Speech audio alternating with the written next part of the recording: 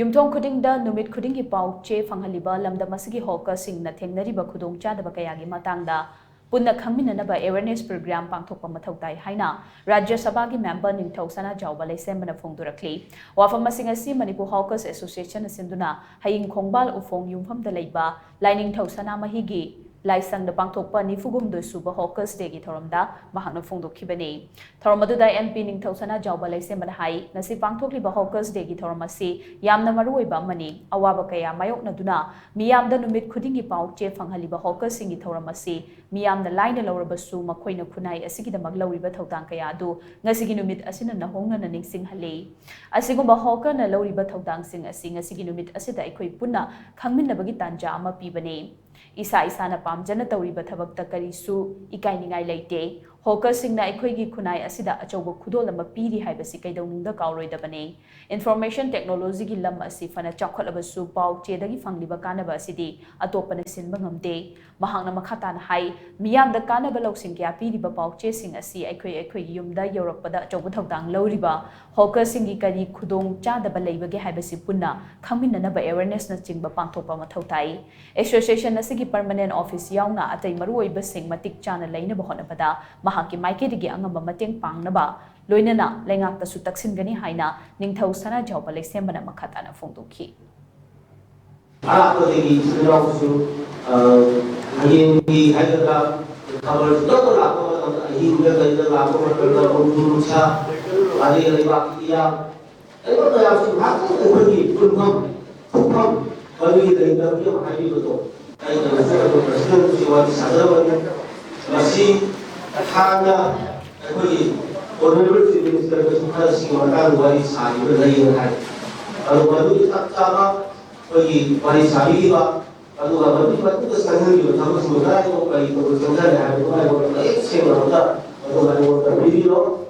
adu ga kai kuma ahom ta mayam si to mai kai ji lai ma si lo si harom si mayam ta ko ma Punna SABHA Kayuga Lamdam Asigi HAINA Asi Yumthong Khudongchadaba Shing Asi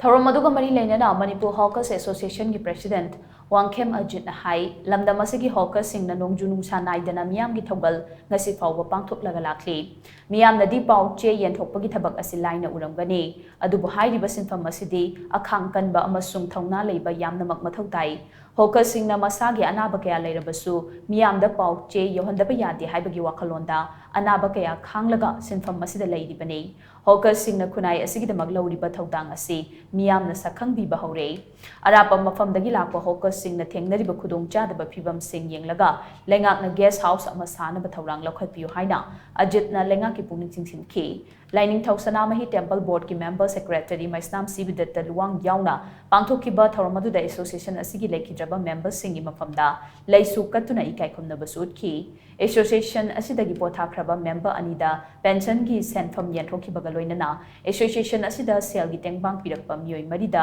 certificate sing piduna ikai khumnabutki aduna yam number oiba role ama oribase Meeyam nadi khabar yenba khabar yonbo ina uramba yai adubu samasa sida achoba thodang ama lawi haibase akhang ahi khudimnadi sungso soidana puning da phawrongani aduna ni ngasi donor mathang chongthok pirakna troppache aduga ngasai Khudongchadaba haibase yamna tholai maramdi pausi yenba si chunglep leptana except suti natana akhoi si nokti gi chatoineba masida miyoiba kobani na akhoi se ana yek haibase khoi matamgi matungina lakadorini masi akhoi nuksiro members khudimaksina ana ye haibase tungoina thamlagane as aigi thabak chi matam yodi pung ani taraba ahum bu taraba sidadi phamung da long lagi hippa je pa eta kakthoga asa ji tak